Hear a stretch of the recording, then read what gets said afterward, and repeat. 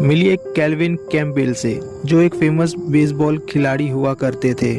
फिलहाल वो बेरोजगार आदमी है। एक शाम वह अपने दोस्तों मिल्टन और फ्रैंकलिन के साथ एक बार में होता है। उस दिन केल्विन का बर्थडे होता है और बार में हर कोई उसके साथ जश्न मना रहा है। केल्विन शाम को देरी से घर पहुंचता है। केल्विन की बेटी उससे नाराज होती है क्योंकि उसने उससे वादा किया था कि वो जल्दी घर आज पहुंच जाएगा। केल्विन की नाराज बेटी, जिसका नाम केटी है, वो अपने बॉयफ्रेंड कोल्ट के साथ शहर घूमने को निकल जाती है। केल्विन को जब से बेसबॉल टीम से बाहर निकाला गया है, वह शराबी बन गया है।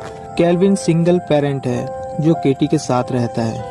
शराबी बनने के बाद केल्विन अक्सर अपने वादे तोड़ देता है और अपनी बेटी के बजाय मिल्टन के साथ अधिक समय बिताता है। केटी चाहती है उसके पिता कोई दूसरी नौकरी ढूंढ ले, लेकिन केल्विन इसके लिए तैयार नहीं है। उस सुबह केल्विन सुपरमार्केट में खरीदारी करने के लिए जाता है और शराब खरीदना नहीं भूलता। वहाँ उसकी मुलाकात प्रोड्यूस से होती है, जो एक डाउन सिंड्रोम वाला लड़का है। प्रोड्यूस वहाँ काम करता है। प्रोड्यूस का पॉजिटिव माइंडसेट और खुशनुमा व्यवहार केल्विन से बिल्कुल अलग होता है और वो एमी से भी मिलता है, जो प्रोड्यूस को बहुत अच्छी तरह से जानती है। केटी का बॉयफ्रेंड कोल्ट भी सुपरमार्केट में काम करता है। एक दिन केटी केल्विन को यह कहती है कि क्यों ना आज शाम हम एक मूवी देखें, लेकिन उस शाम केल्विन अपने दोस्तों के साथ बाहर जाने का प्लानिंग कर चुका था, ये बताता है, जिससे केटी अपने डैड केल्विन से दोबारा नाराज हो जाती है। जब केल्विन सुपरमार्केट में वापस जाता है तो प्रोड्यूस उसका स्वागत अपने वही खुशनुमा व्यवहार से करता है। केल्विन प्रोड्यूस को यह बात बताता है कि वह अपने लाइफ से खुश नहीं है। जाने अनजाने प्रोड्यूस केल्विन को एक सलाह दे देता है कि खुश मिजाज इंसान के रूप में मुस्कुराहट के साथ एक नई शुरुआत करनी चाहिए। ये सुन के केल्विन को बहुत अच्छा लगता है। भले ही प्रोड्यूस एक डाउन सिंड्रोम वाला लड़का है, लेकिन उसकी मेमोरी बहुत ही फास्ट है। वो कुछ भी चीज बड़ी आसानी से याद कर सकता है, चाहे वो जितनी भी लंबी क्यों ना हो, जिसके कारण प्रोड्यूस वहाँ मौजूद सभी फ्रूट्स और वेजिटेबल्स में लगे हुए बार कोड को बड़ी आसानी से केल्विन को बता रहा होता है। इससे केल्विन काफी इम्प्रेस होता है और प्रोड्यूस की तारीफ करता है। अपनी तारीफ सुनकर प्रोड्यूस केल्विन को तुरंत गले लगा लेता है, जिससे उसका मैनेजर प्रोड्यूस को डांट देता है क्योंकि सुपरमार्केट के अंदर कस्टमर को गले नहीं लगाया जा सकता। वैसे उसके मैनेजर का नाम है डेक्स्टर। एक दोपहर केल्विन अपने दोस्त फ्रैंकलिन से मिलने जाता है। फ्रैंकलिन टैलेंटेड सिंगर है, लेकिन जिस बार में वो काम करता है वहाँ ग्राहक बहुत कम आते हैं। उस दिन फ्रैंकलिन मदद मांगने के लिए मिल्टन के घर जाता है क्योंकि वो अपने घर का रेंट ना भरने की वजह से बेघर हो गया था। मिल्टन अपनी दोस्ती निभाते हुए फ्रैंकलिन को अपने घर में रहने को कहता है।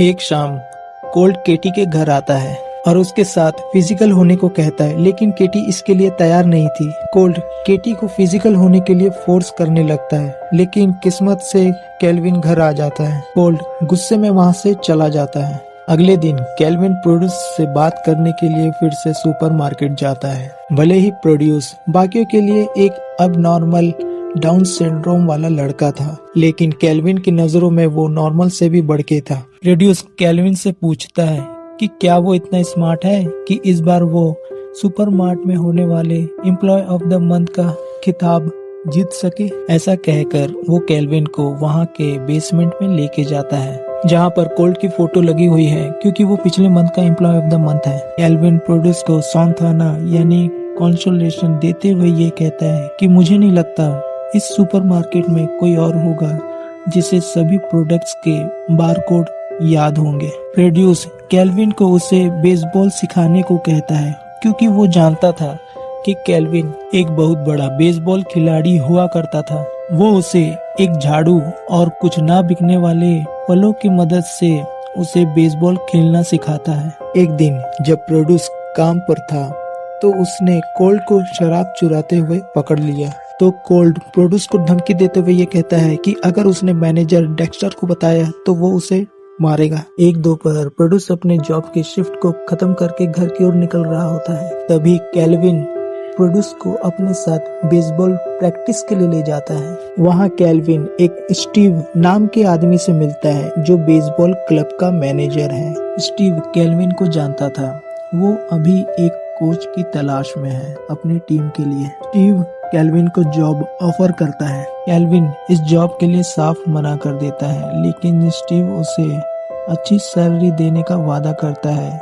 ये सुनकर केल्विन मान जाता है और स्टीव से उसका विजिटिंग कार्ड रख लेता है और स्टीव इवनिंग में मिलते हैं ऐसा कहकर वहाँ से चला जाता है। उस शाम बाद में जब कोल्ट केटी के साथ कार में था, वो प्रोड्यूस को सड़क किनारे अकेला देखता है और जानबूझकर उसको टक्कर मार देता है, जिससे प्रोड्यूस अपनी बाईसाइकिल से गिर जाता है और हमें ये पता चल जाता है कि उस दिन कोल्ट को नौकरी से निकाल दिया गया था, क्योंकि प्रोड्यूस को कोल्ट ने धमकी दी थी। उसके बावजूद भी प्रोड्यूस ने मैनेजर डेक्स्टर को ये बात बताई कि कोल्ट ने शराब चुराई है। प्रोड्यूस केल्विन के घर के बाहर उसका इंतजार कर रहा होता है। नशे में धुत केल्विन जब प्रोड्यूस को देखता है तो वो उसे कल सुबह आने को कहता है। प्रोड्यूस केल्विन के लिए वाटरमेलन लाया हुआ होता है, जिसे वो देकर अपने घर चला जाता है, लेकिन अपनी बाइबल केल्विन के पास ही भूल जाता है। अगली सुबह वो उसे वापस लेने आता है। वो चर्च जा रहा होता है और केल्विन को अपने साथ चलने को कहता है, लेकिन केल्विन प्रोड्यूस को मना कर देता है क्योंकि उसको मिल्टन के साथ गोल्फ खेलने जाना था। लेकिन वो उसको कहता है कि मैं चर्च जा तो नहीं सकता, पर तुम्हें वहाँ ड्रॉप कर दूंगा। बाद में केल्विन मिल्टन के साथ गोल्फ खेलने जाता है। मिल्टन लग्जरी कार्स की खरीदी बिक्री का काम करता है और वो अपने इस बिजनेस के एडवर्टाइजमेंट के लिए प्रोड्यूस का इस्तेमाल करने की बात करता है, क्योंकि वो भी सभी लोगों की तरह प्रोड्यूस को पागल और मंद बुद्धि समझता है, जिससे केल्विन को गुस्सा आ जाता है और वो मिल्टन के चेहरे पर मुक्का मार देता है। काम से घर लौटते वक्त प्रोड्यूस पुल के नीचे केल्विन की कार देखता है और उसके पास जाता है, तो वो पुल की स्ट्रक्चर पर चढ़े हुए केल्विन को नशे में पाता है। केल्विन उदास है क्योंकि मिल्टन से उसका झगड़ा हो गया है। पिछले सीन में आपने तो देखा ही था कि हुआ कैसे हुआ। प्रोड्यूस केल्विन को कहता है कि वो उन्हें नशे की हालत में देखना पसंद नहीं करता। केल्विन जवाब में कहता है कि अब वो उसका दोस्त नहीं रहना चाहता और प्रोड्यूस को वहाँ से चले जाने को कहता है। केल्विन को उसी शाम स्टीव के पास इंटरव्यू के लिए भी जाना था, लेकिन जब केल्विन की कार की चाबी नीचे गिर जाती है तो प्रोड्यूस उसको उठाकर वहाँ से भाग जाता है, क्योंकि वो नहीं चाहता था कि केल्विन नशे में गाड़ी चलाए। इसके कारण केल्विन को स्टेडियम पहुँचने में देरी हो जाती है और वहाँ उसे कोई नहीं मिलता। दूसरी ओर घर पर केटी को पुलिस ऑफिसर का फोन आता है, जो उसे बताता है कि उसके डैड बेसबॉल ग्राउंड पर नशे के हालत में मिले हैं। ऑफिसर कहता है उसे अपने डैड को लेने आना होगा। कुछ देर बाद केटी पुलिस स्टेशन पहुंचती है। उस रात से केटी अपने डैड से सभी उम्मीदें छोड़ देती है कि शायद उसके डैड सुधरेंगे, और केल्विन को ये एहसास होता है कि उसकी इस नशे की आदत ने उसकी लाइफ बर्बाद कर दी है। अगली सुबह केल्विन अपनी बेटी से माफी मांगता है, लेकिन केटी इस बार चुप रहना पसंद करती है। केल्विन जैसे ही घर से बाहर निकलता है, उसे ये पता चलता है कि प्रोड्यूस ने उसकी चाबियां लौटा दी है और वो प्रोड्यूस से मिलने के लिए सुपरमार्केट जाता है। केल्विन सुपरमार्केट पहुंचकर वो प्रोड्यूस को थैंक्स कहता है कि प्रोड्यूस केल्विन की परवाह करता है, जिस वजह से उसने केल्विन को नशे में गाड़ी चलाने से रोका। और केल्विन भावुक यानी इमोशनल होकर प्रोड्यूस को गले लगा लेता है। उसके बाद से केल्विन अपने लाइफ को बेहतर करने के लिए अपने आप में सुधार करना शुरू करता है। इसकी शुरुआत वो एक फेलोशिप हॉल से करता है, जहाँ ग्रुप सेशन होता है और ग्रुप के सभी लोग किसी न किसी अपने एडिक्शन से जूझ रहे हैं। वही लोग अपने प्रॉब्लम और उसके सोल्यूशन के लिए आते हैं। कुल मिला के आप ये मानो कि वो एक नशा मुक्ति केंद्र है। वहाँ केल्विन की मुलाकात एमी से होती है। एमी वही है जिसे वो सुपरमार्केट में मिला था, और उसे पता चलता है कि एमी भी कभी अपने एडिक्शन से बहुत परेशान हुआ करती थी, जिसे वो काफी ओवरकम कर चुकी है। और केल्विन को अपने आप में सुधार के लिए उम्मीद बढ़ गई है। लेकिन जब वो घर लौटता है तो पाता है कि शराब छोड़ना इतना भी आसान नहीं है। एक शाम सुपरमार्केट के पार्किंग में केटी और कोल्ट के बीच में बहस हो जाती है, जिससे केटी को ये एहसास होता है कि कोल्ट असल में उससे प्यार नहीं करता, बस उसका फायदा उठाना चाहता है। केटी उसी वक्त कोल्ट से ब्रेकअप कर लेती है और कोल्ट उसे वहां छोड़कर चला जाता है। केटी कोल्ट के साथ ही आई हुई थी। अब वो घर जाने के लिए अपने डैड को फोन करती है केल्विन का वेट करते हुए उस पे प्रोड्यूस की नजर पड़ जाती है, जो सुपरमार्केट से बाहर कचरे की थैली फेंकने के लिए निकला हुआ था। वो केटी को ठंड में अकेले खड़े देखकर उसके पास जाता है और उसे अपनी जैकेट ऑफर करता है। अचानक कोल्ड, जो चला गया था, वो वापस माफी मांगने के लिए आता है केटी से। कोल्ड केटी और प्रोड्यूस को एक साथ देखता है और प्रोड्यूस को भला बुरा बोलने लगता है। कोल्ड के कुछ भी गलत करने से पहले केल्विन वहां पहुंच जाता है और कोल्ड को कहता है, इन दोनों को कुछ भी किया तो तुम्हारी खैर नहीं। ये सुनकर वो वहां से चला जाता है। कोल्ड अपनी बेटी केटी का ख्याल रखने के लिए प्रोड्यूस को थैंक्स कहता है और अब कोल्ड, केटी और प्रोड्यूस ये तीनों एक फैमिली की तरह हो जाते हैं। कोल्ड की लाइफ अब बेहतर हो गई है। अब वो चर्च जाने लगा है अपनी बेटी के साथ। उसकी एक लव इंटरेस्ट भी बन गई है, एमी। अपने जिगरी दोस्त मिल्टन से उसका सुलह भी हो गया है। अब उसकी लाइफ ट्रैक पर आने लगी है। कोल्ड, केटी और प्रोड्यूस ये तीनों एक साथ बहुत एंजॉय करते हैं। जब वो पार्क पर घूमने के लिए आए हुए होते हैं तो केल्विन की मुलाकात मिल्टन से होती है। उसी समय एमी भी आती है, जिसे प्रोड्यूस ने बुलाया था। तभी मिल्टन बताता है कि उसकी फैमिली भी यहाँ आने वाली है, जिसे फ्रैंकलिन ला रहा है। ऐसा कहकर वो उन्हें लेने के लिए पार्क के बाहर चला जाता है। बाहर जाने पर मिल्टन ये देखता है कि उसकी वाइफ फ्रैंकलिन को किस कर रही है। ऐसा दोस्त और ऐसी वाइफ किसी को भी ना मिले।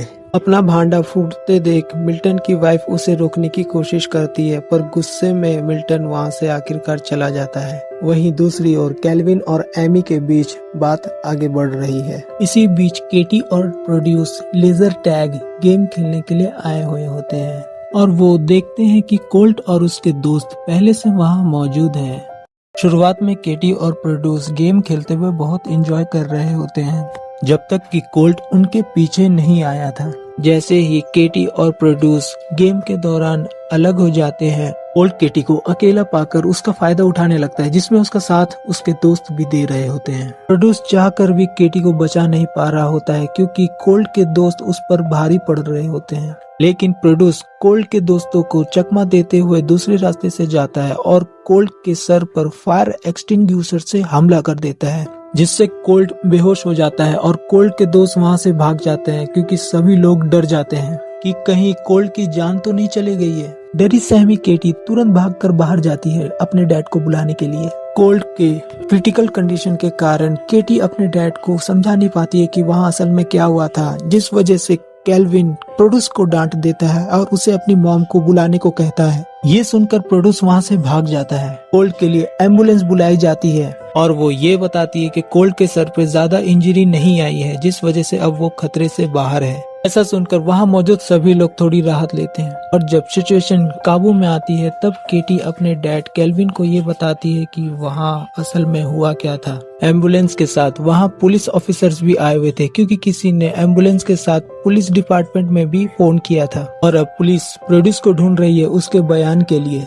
केल्विन और केटी फिर सड़कों पर प्रोड्यूस की तलाश करने के लिए निकल जाते हैं। इसी दौरान केल्विन को मिल्टन का फोन आता है, जो कि नशे में ड्राइव कर रहा होता है। वो केल्विन को अपनी वाइफ और फ्रैंकलिन के अफेयर के बारे में बता रहा होता है। तभी मिल्टन, जो कि बहुत ही नशे में था, वो अपनी ड्राइव में से कंट्रोल खो देता है और उसका एक्सीडेंट हो जाता है। एक्सीडेंट में ये पता चलता है कि मिल्टन ने किसी शख्स को टक्कर मार दी है। कुछ देर बाद केल्विन और केटी जब हॉस्पिटल पहुंचते हैं तो वहां उन्हें ये पता चलता है कि मिल्टन ने जिस शख्स को टक्कर मारी है वो कोई और नहीं, प्रोड्यूस है और उन दोनों की कंडीशन ही बहुत ही क्रिटिकल है। तभी केल्विन को ये जानकर बहुत ही दुख होता है कि प्रोड्यूस की मॉम बहुत ही पहले गुजर चुकी है और उसने प्रोड्यूस को डांटते हुए अनजाने में उसकी मॉम को बुलाने को कह दिया।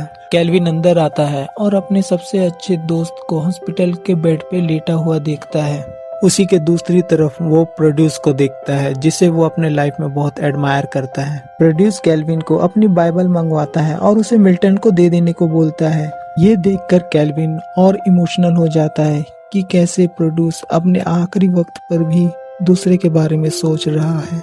फिर कुछ देर बाद दोनों को ऑपरेशन के लिए ले जाया गया, जिसमें ऑपरेशन के दौरान सर्जन एक की जान बचाने में नाकाम होते हैं। अगले दिन फ्यूनरल पे पादरी अपने स्पीच पे कहता है, जीवन बहुत छोटा है, इसलिए इसे जीना चाहिए साहस और प्रेम के साथ। क्योंकि हर एक इंसान को उसके दो डेट मिलते हैं, पहला जब वो इस दुनिया में आता है और दूसरा जब वो इस दुनिया को छोड़कर चला जाता है। इसी के बीच का जो टाइम है जिसे हम जिंदगी कहते हैं, इसे पूरे खुले दिल से जीना चाहिए। ये स्पीच केल्विन को बहुत इंस्पायर करती है। जब वो अपनी कार से वापस लौट रहा होता है तो वो स्टीव को फिर से फोन करके ये पूछता है कि क्या उसे और एक बार मौका मिल सकता है बेसबॉल क्लब का कोच बनने के लिए।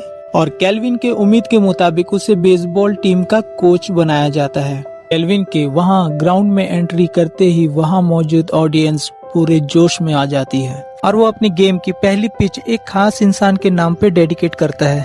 उसके बाद वो जोर से चिल्लाकर प्रोड्यूस को पुकारता है, जो कि बेसबॉल मैच का बैट बॉय है, और स्टेडियम में उसे बॉल देने के लिए प्रोड्यूस आता है, जिससे ये पता चलता है कि असल में मिल्टन की जान सर्जरी में नहीं बच पाई थी।